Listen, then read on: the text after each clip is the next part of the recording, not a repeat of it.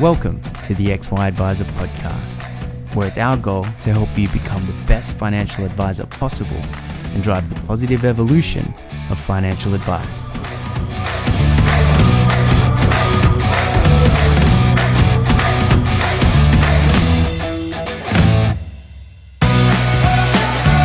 Hub24 is an ASX-listed company with over $15 billion funds under management and one of the fastest growing platforms in the market. Neither a bank nor part of a bank, Hub24 focuses entirely on connecting advisors to a broad range of investment solutions for their clients. Discover why other advisors think Hub24 are the best in the market and access the benefits of choice and efficiency for you and your clients with their market-leading managed portfolio solution. To find out more, visit hub24.com.au.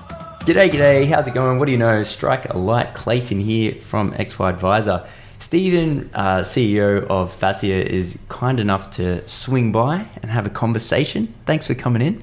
Pleasure to be here, Clayton. So, pretty big deal, this whole FASEA thing, isn't it? It's a very important piece of reform for the financial advice industry. Yeah. Looking to take it forward in a way of becoming a trusted profession going forward. Yeah, if you go onto the website, it very specifically says, that FASEA was built to enhance trust in financial planning from the public's point of view. And I think, anything with that in mind, in fact, that's a very similar reason why XY Advisor exists. Because financial advice sort of operates in a strange world where it straddles quantitative and qualitative, and one doesn't work without the other. And we've sort of had a history of financial advice that was based out of risk sales, and then it sort of slowly has matured, and we've gone through FOFA and LIF, and there's obviously been a bunch of things, right? But from your point of view, do you see FASEA as sort of the line in the sand is saying everything that's come before this has been attempting to solve the problem in the wrong way, but this is actually the step into professionalism? Yeah, I look at FASEA, and part of the reason that I joined, as it is an opportunity for a very important industry to professionalise. It's a really important industry for consumers in Australia now. If you think about, and I always put this in terms of, for example, in a superannuation context, you think the balances that people are going to start coming out with from superannuation, they need financial advice in the future, in good financial advice. And the foundations on which the FASEA legislation is built, in my view, help to provide that. If you think them through, it's lifting standards on ethics, education, and mainly around the behavioural parts of the advisors, which I think is really important in generating trust to get people to use an advisor in the future. Yeah. The numbers that will, first of all, you were the GM of APRA that was your last role, right? That's correct. Which is going to put you in very much a position of authority where if anything about superannuation comes up, but certainly there's 2.9 trillion now. It's on its way up to 7.5 or whatever in the next 10 or 20 years. So I guess from your point of view, you're saying you're really aware of the need for advice, and if we're going to, I guess, tick over into professionalism, now's the time. Agreed. And I think, it is a real opportunity for advisors to generate confidence in what they do. I look at it in terms of, if you look at what came out of a lot of the inquiries that we've had in recent times of what's gone wrong in various areas, and it's not just advice, but various areas, it's driven by two things in my head. One was the structural part, and we talk a lot about the structures of businesses that led to that.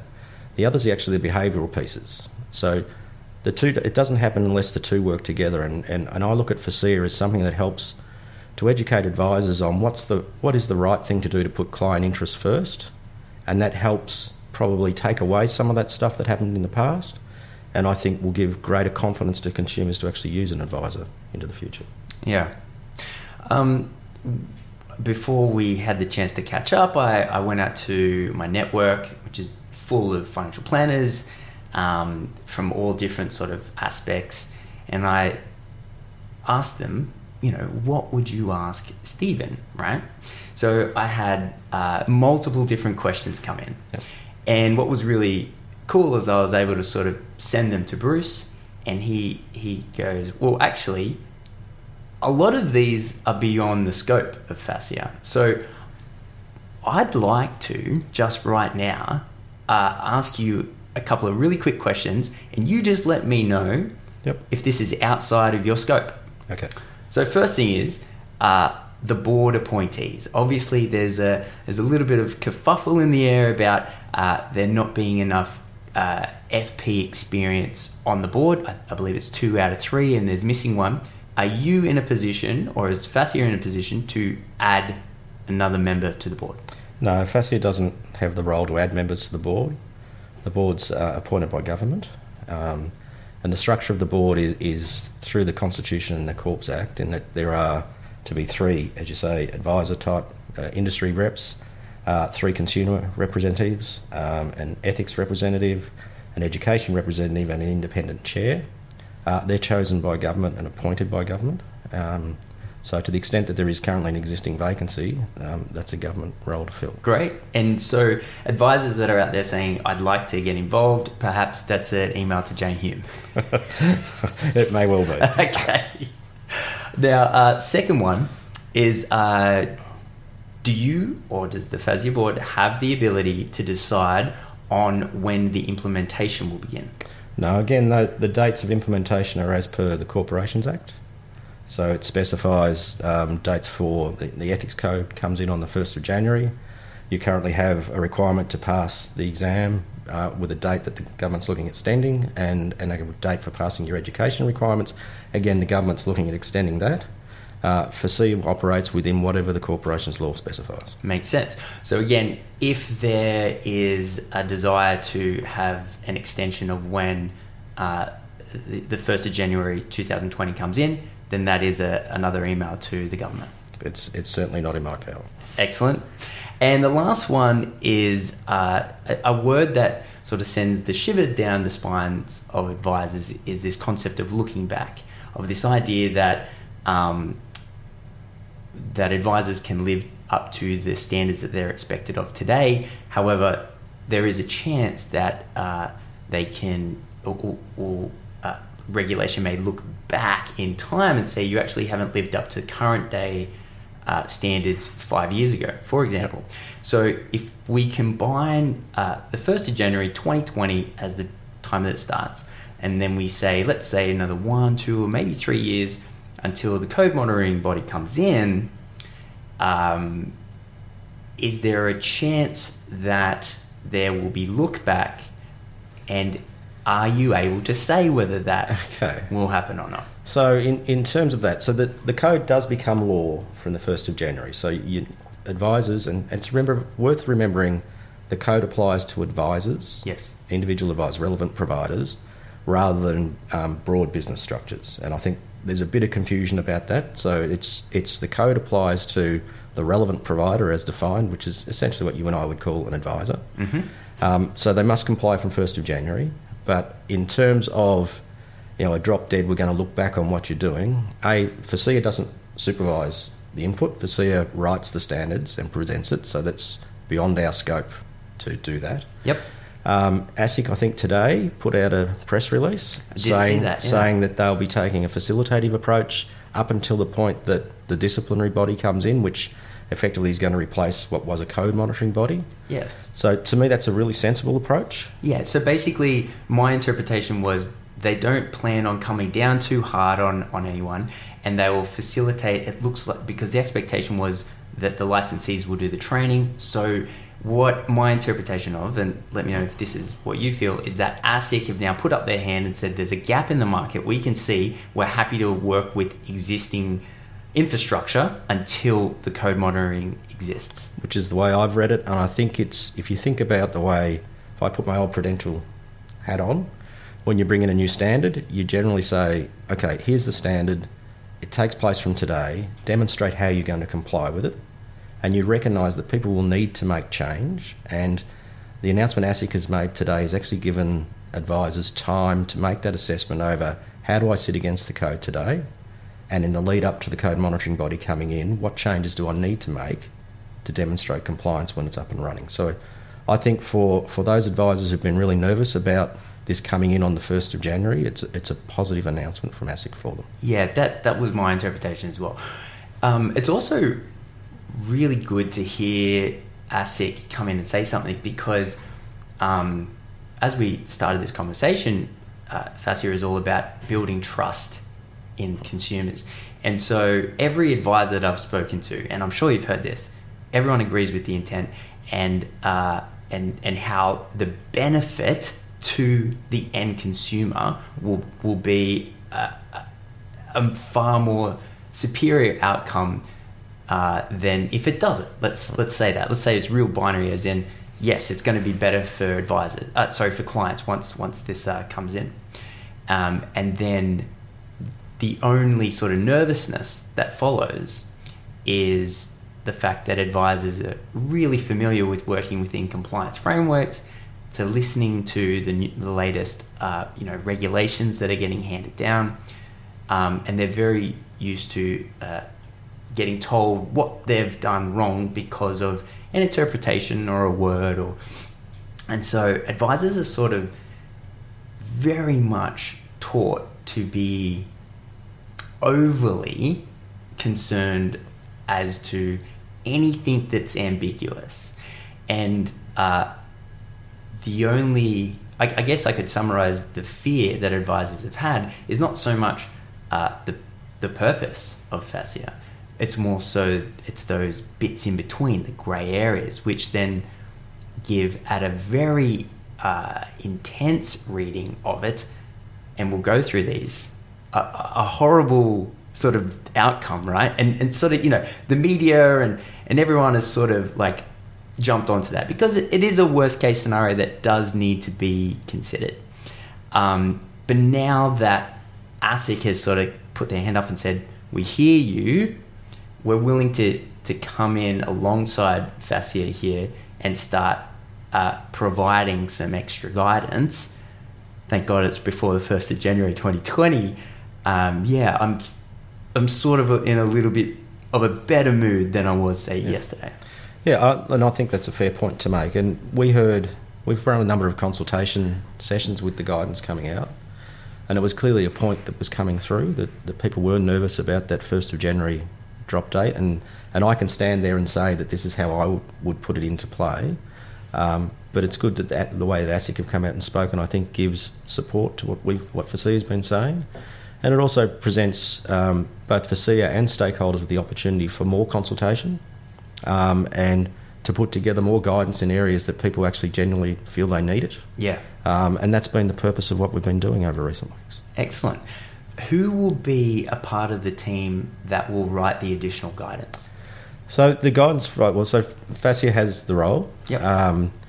We have some quality staff with the skill set that will write it, but the board will be ultimately responsible for approving. But it works through a genuine process of consultation, considering the responses that are put to us by industry and by consumers and by regulators and everyone with an interest in the field, to produce a set of guidance that we think will help, and that's the aim for where we're going. So because what you're trying to achieve is a pretty complex thing, right? I mean, that's probably an understatement, but you're tying in consumer, advisor, ethics, education, all in this one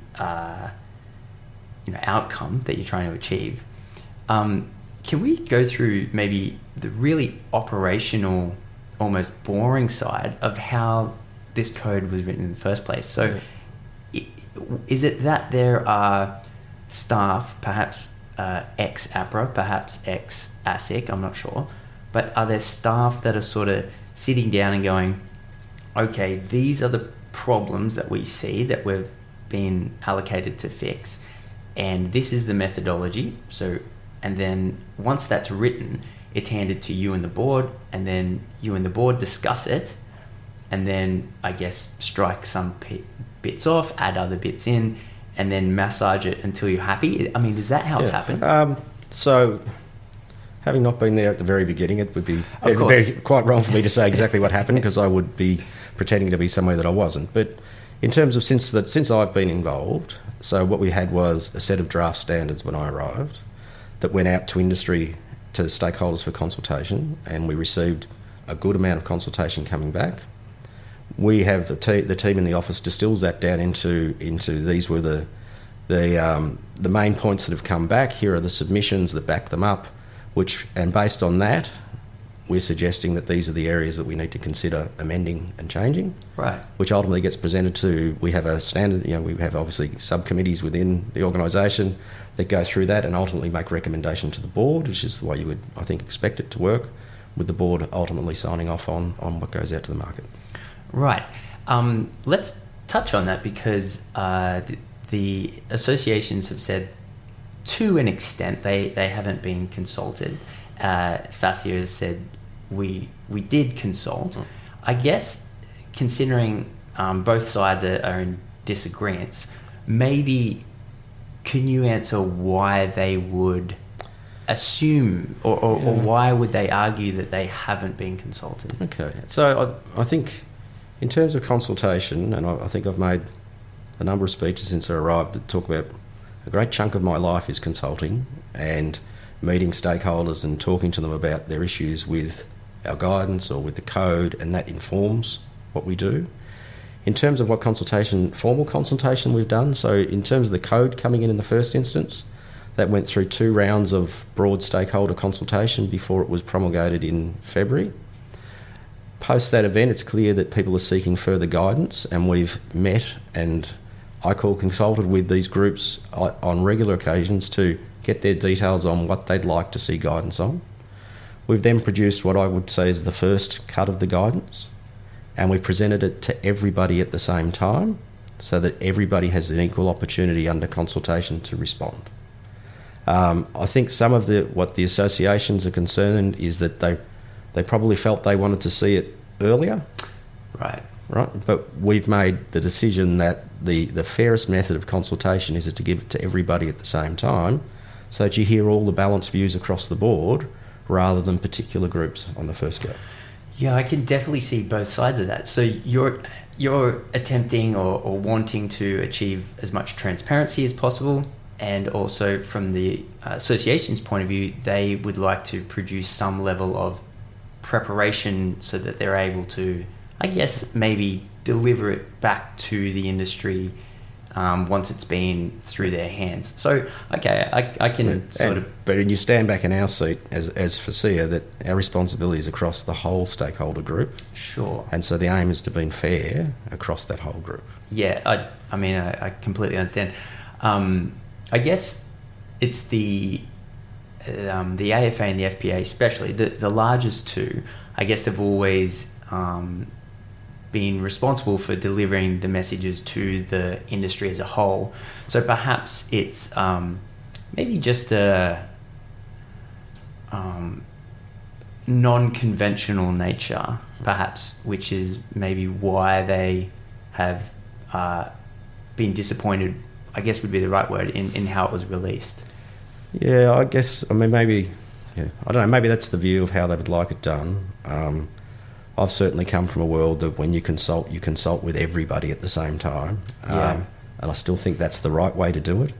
It actually doesn't mean their voices aren't being heard. We're certainly interacting with them regularly, and their feedback will be brought into this consultation process. Cool. Commissions and asset-based fees.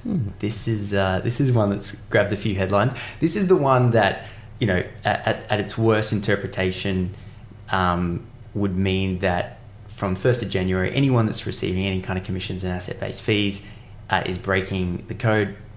What's your answer? So our answer to that, and I think we've been pretty solid on it, is there is no blanket ban on any form of income. So what we've said is, in terms of income, and there's 2 points to it first. First, you've got to work out who the income's being paid to, because remember, the code applies to the individual advisors. Mm-hmm. To the extent that something is the structure of a broader business, that's outside of our remit. Do you mean, say, something like an accounting? Yeah, or even, if you have an advice business, Yes, that's charging the fees, etc., that's the business. That's not within the definition of what the code applies to under the Corps Act. The code applies to relevant providers. So it's looking at the remuneration of those providers. Oh, right. So and sorry if I'm being a little bit slow here, but what you're saying is that there's no limitation on what the business or the corporate authorised rep can receive, but the individual advisor,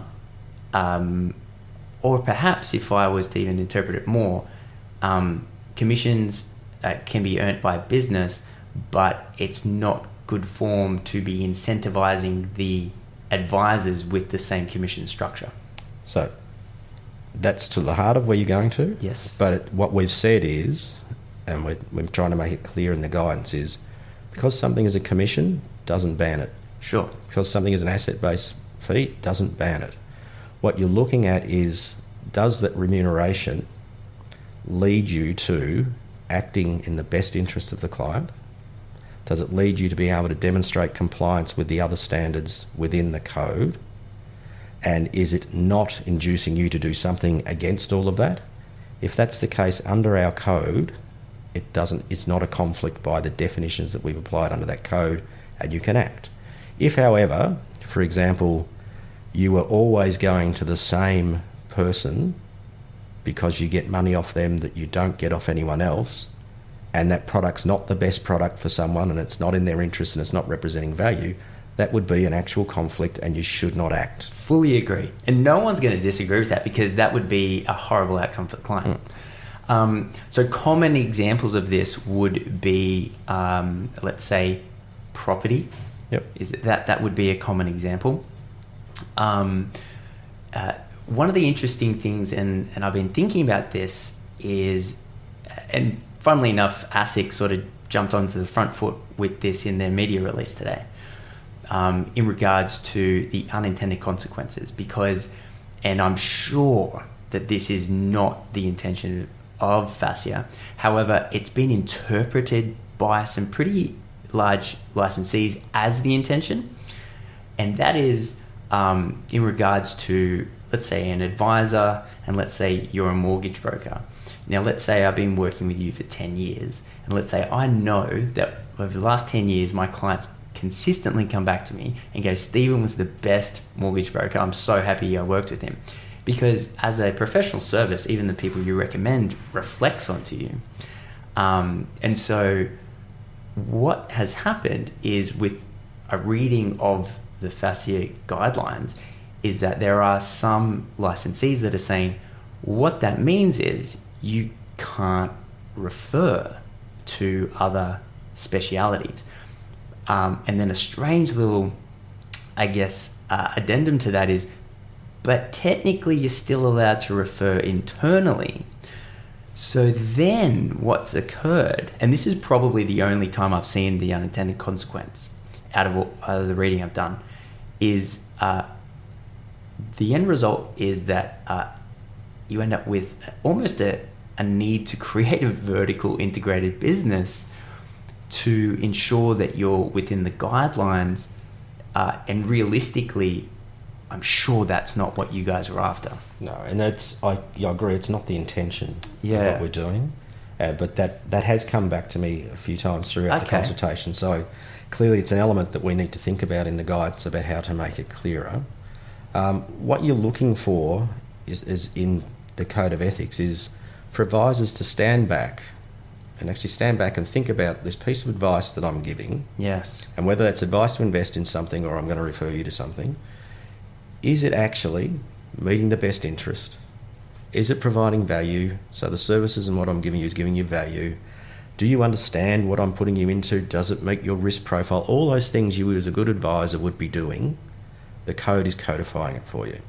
Yeah. What it's doing in terms of lifting standards is moving people away from doing things just, I've always done it this way, to, no, let's actually stand back and think about, under the umbrella of all those standards and those values, am I actually putting the client first in everything I'm doing?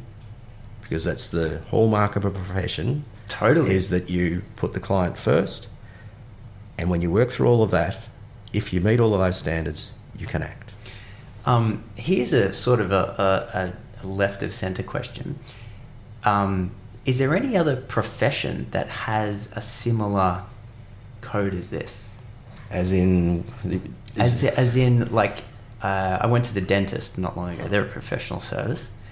And they did some work on my tooth. Do they have, or are you aware of any other sort of profession? So, well, I mean, you think about professions out there, and the hallmark of most professions is education, training, and ethics. I was originally a chartered accountant many moons ago, a long time ago. It's had a code of ethics since forever. Medical professionals work in the same way. So it's actually a hallmark of what you do. Oh, right. So I guess, in the medical profession, or I got a couple of mates as doctors, they got their Hippocratic oath, essentially. Is the distinction because, the FPA and the AFA, they had their code of ethics, but that was an industry body ethics rather than an industry-wide ethics. Is that probably the differentiation? Yeah, and the strength of the fact that this it's codified in law, which is... Right. I mean, a lot of the codes you'll see out there will be voluntary codes of some sort. Yes. But the Corporations Act was changed to actually make this code law, which gives it a strength that you may not see in voluntary codes. But it doesn't mean that the code is any more difficult than you'll see in other places. As I said, if you look back and sit and look at the umbrella standards in here, if you're a good advisor, you're just going to go, I do that. 100%. That probably nailed my question even better. Is there another profession where their code of ethics is in law? So there are professions around the world. Yep. Particularly in financial advice, there are others where it is codified in law. Right. So it's not alone. Yes. But it is part of what attracted me to FASEA in the first instance, I have to be honest, in that it gives a strength to what this does. Yeah. And in terms of advisors being able to stand up to consumers and clients and say, we work within a field of ethics, we actually work within a field of legislated ethics, which has got to give long-term, and I look at this as a long-term brochure. I know a lot of what we talk about today is the crisis of, well, how's it work tomorrow? Yes. This is actually a long-term picture of where this profession goes to, and I think it's a real strength for it longer term. Yeah, no, that's a good way to think about it. One of the conversations I had recently was with Jim Stackpool. I'm not sure if you've heard of Jim. He's I guess a strong thought leader in the industry, and he was saying that the rise of the consumer means that the genie's out of the bottle in terms of what people now expect. And so I guess to illustrate your point, you're saying that perhaps financial advice is on the bleeding edge of reform in terms of legislative ethics, but potentially we're going to start seeing this more and more across the professions. Yeah, I mean it's quite possible, but I think of it in terms of for this profession today and for consumers and what consumers want. Yes. If you think about it today, if I'm a consumer meeting a financial advisor, at this point I don't know, without asking, I don't know what the education background is. I don't know what ongoing training you're doing. I don't know what umbrella of ethics you operate under. But if you look at the FASEA amendments, by the time we get to the end of the transition, any consumer who approaches a financial advisor will know that advisor's met a minimum level of education. They will know that advisor has sat an exam to demonstrate they can actually put that education into practical play. They will know they're keeping their skill set up through a minimum level of CPD, and they'll know they're operating under a legislated code of ethics that puts the client first. In terms of this industry becoming a profession, that's got to give more confidence to consumers long term, and in my view ultimately has to be better for the industry in promoting itself. Yeah, I mean, because one of the things that hasn't worked in terms of getting a good outcome for clients across the board is the concept of disclaimers. The theory was, I guess, maybe a couple of decades ago, the more information was in front of the client, the better the outcome, because then advisors would be, I guess, forced to explain it, and clients would then have informed decisions, and we know that didn't work. Have you ever looked at or considered, because as someone who, I guess I've been on this exact journey of FASEA for about 5 years, for as long as XY has been in existence. Our tagline is to drive the positive evolution of financial advice. And the conclusion that I've come to is that the legislation, the Corps Act, refers to advice and sort of judges advice based around product, which is the birth of the industry. However, as the profession has matured, it is now, as I mentioned earlier, quantitative, absolutely, but also qualitative. What do you want out of life? How do we help you achieve, what it is that you want to in 5 years, 10 years, 20 years, and asking questions and sort of solving monetary problems between married couples that technically they probably could solve themselves, but they just need someone to come in and help them muddle through those answers and have the tough conversations. And it's almost closer to psychology than it is investment advice. Not all the time, but that is part of the job description. And has anyone sort of said this to you or brought up the fact that perhaps, even if it's not in this round, but one of the things we could look to do would be to entirely separate product, which is a majority of the problems, and advice? They haven't, but they have now. I guess to an extent so in terms of all the product and the disclosure and all of that, it's not within that FASEA remit for what we're doing. Yes. We're probably at that other end that you're talking about, which is that behavioural element and the understanding of the client. And if you stand back dispassionately and look at the Code of Ethics, you'll see there's a lot of that in there about understanding the client, their broader interests, making sure the product is the right product for them, all of that thing, which goes to the heart of what you're saying. So to that extent, I think there is a movement for us. It might be unintentional based on the question you just asked, but there is a movement from us in terms of that behavioural piece that I think fits nicely into the bit about know your client, understand them, and give them a product that's appropriate for them. Yeah. One of the things, and it still dawns on me how strong of a sentence this is, but some of the best advice doesn't involve any product. And realistically, changing someone's investment allocation and things like that is almost like not even necessary in, I guess, the first 6 months. Like, if you were to come to me as an advisor, the best thing I can do is just get to know you and what is it that you want to achieve out of life, because life decisions are money decisions, and money decisions are life decisions, and find out, what's your aspirations, and it's very close. It's probably closer to, the life planning, for lack of a better term.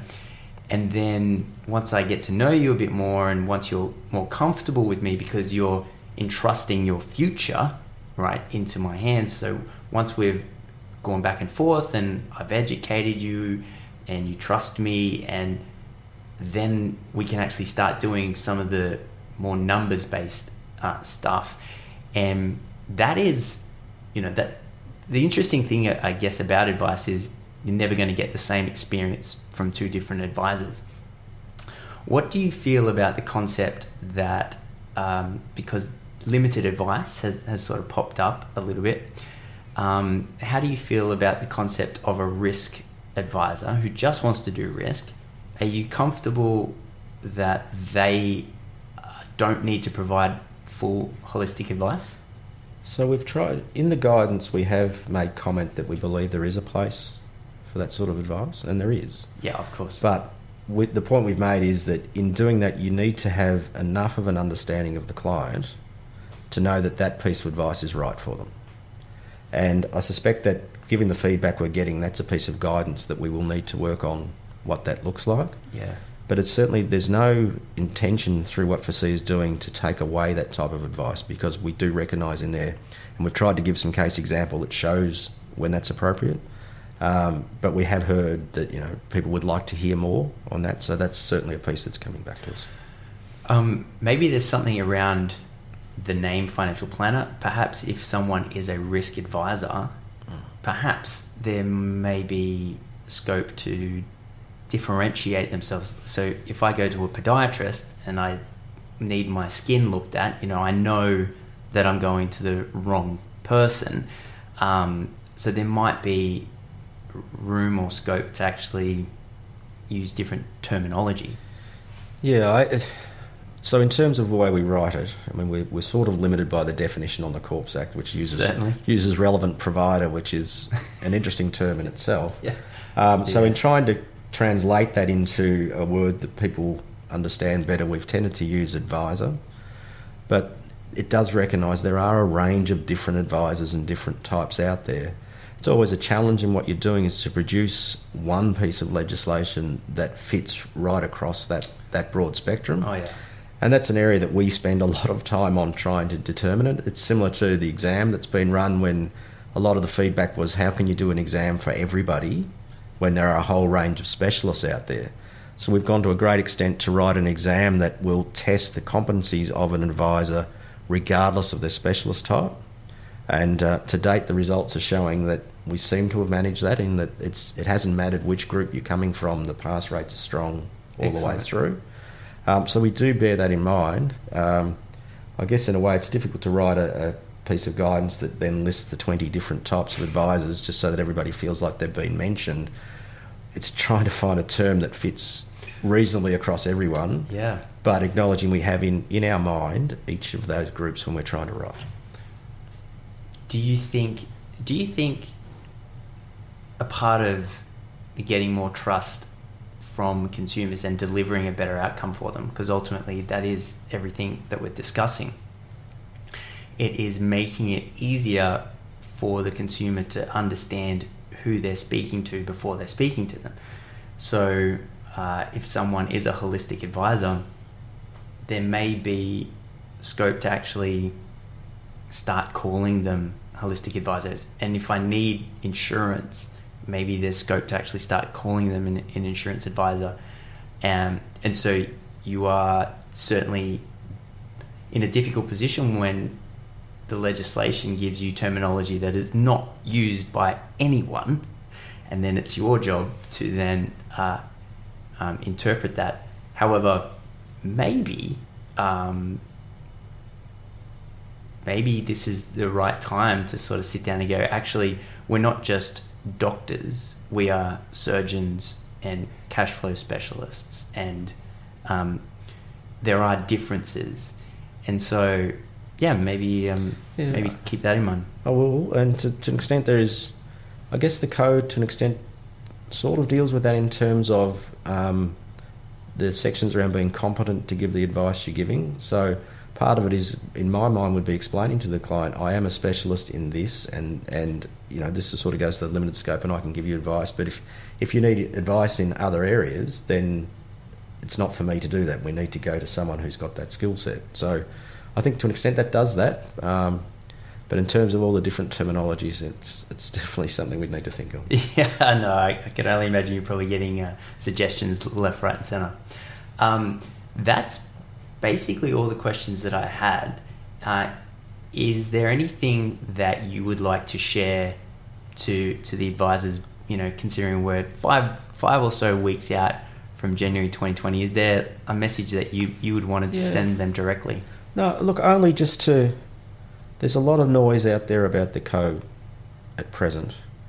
But I just encourage advisors to read it and then just stand back and think about what you do today and how much of that code you actually cover off. And I think if you do that, a lot of that fear will dissipate, because a lot of it is what I would expect a good advisor is already doing. Then think about, okay, well, what bits are in there that I actually might need to make some change on? And based on the announcements we've had today, that there is time to do that. So do that in a calm fashion and think it through. At FASEA, we will continue to listen to what people are telling us and continue to think about guidance that can come out. The beauty of it being a guidance note is it's not locked away in a piece of law that is really difficult to change. It's something that can move and adapt as we learn, and we will continue to do that. So we continue to encourage people to feed back to us on it. What is the best way to deliver feedback? So there's any number of ways, but if you want to come directly to FASEA on our website, when you open it up, you'll see a nice big inquiries button in the right-hand corner. Yeah. Come through that, and all suggestions we received are read, and we take them into account, and we will respond. Thank you so much for coming. I really appreciate it. Thank you for having me. Cheers.